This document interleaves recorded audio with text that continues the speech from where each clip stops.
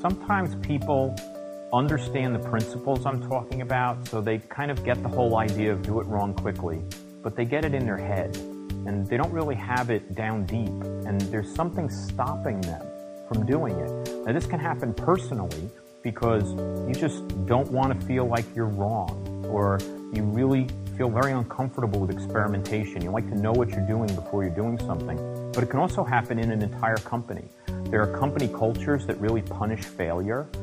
They don't look at it as experimentation or learning. They look at it as this horrible mistake that you've made and you shouldn't do that again. And when you have that kind of situation, people are going to be very reluctant to try and put this advice to use. They're instead going to try and figure out how they can avoid doing it. They want to figure out anything else except experimenting. The problem is that when you look at the really successful companies on the web, you look at companies like Google or like Amazon or like eBay, these born on the web companies that really have figured out how to succeed, this is exactly what they do. I mean, Amazon can change a font at 9 in the morning, and in the afternoon they'll know whether it was a good idea or not.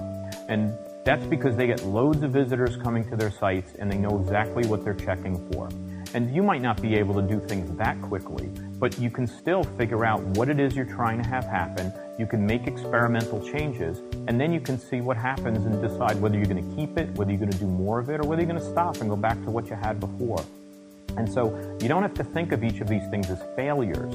You can think of them as experiments. They're just something you're going to give a try to. You don't know if it's going to work or not, but if it doesn't work, it really hasn't caused much damage, and you can go back to exactly what you were doing before.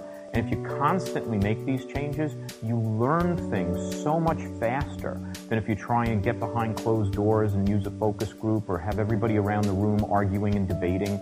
This way you really find out what it is that your customers want.